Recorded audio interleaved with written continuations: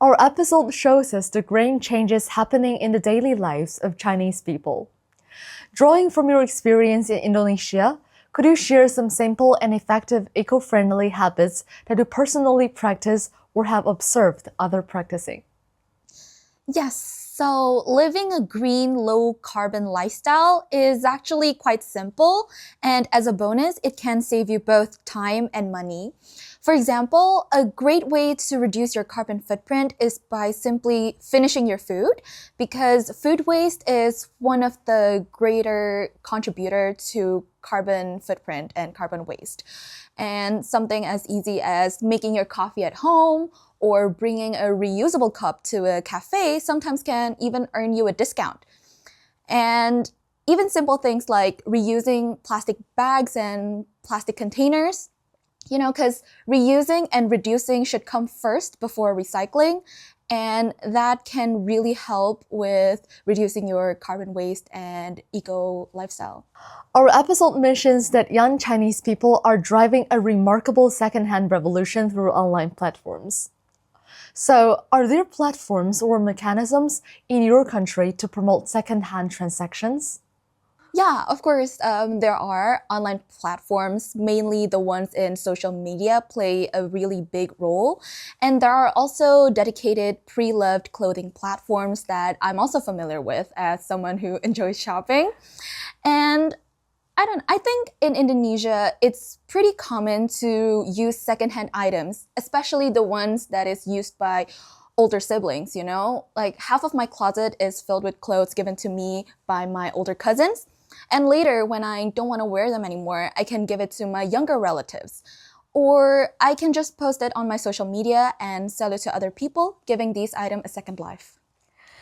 Our episode shows us three clear pathways China is taking to drive the transformation toward green lifestyles. Which pathway impressed you the most and why?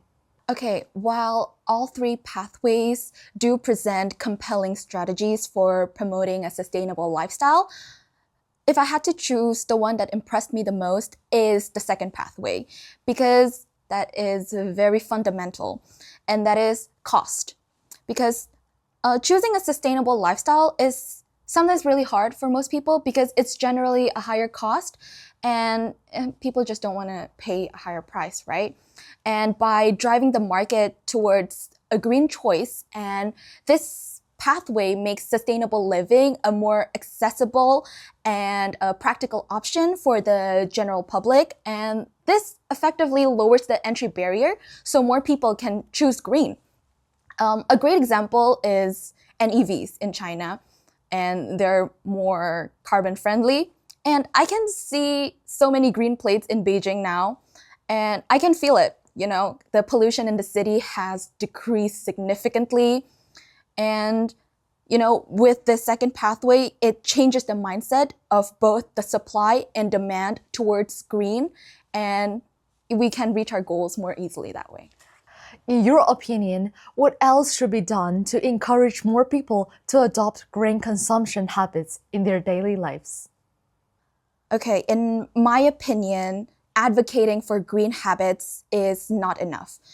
To encourage a widespread adoption, we need a tangible incentive and accessible infrastructure that we can make sustainable choice both rewarding and significantly boost the participation. For example, the coffee shop discount thing. More people will be more willing to use a reusable cup if they have discounts, or maybe a positive feedback through reward points from completing a green task. People are going to be more inclined to choose a green lifestyle. And there are also resources for reducing and reusing to make it more accessible for everyone. And it will be easier to integrate these stuff into our daily life. For example, in my hometown, Jakarta, there's a policy that most grocery stores don't offer plastic bags anymore. Instead, they offer the cardboard boxes from leftovers for the customers to use to carry their groceries. And these cardboard boxes can be reused multiple times before they are eventually recycled. And this completes the 3R cycles, reducing, reusing, and recycling. and everyone just starts doing it, and it became the norm. And combining it with like the bi-weekly car-free day in the city, people are more incentivized to use the public transport and also cycling. These days, a lot of young people enjoy a sport called paddle and also trekking. And all these healthy hobbies and policies combined together creates a really positive mindset that people have towards a green lifestyle. And it makes everyone more inclined to practice it. Thank you so much.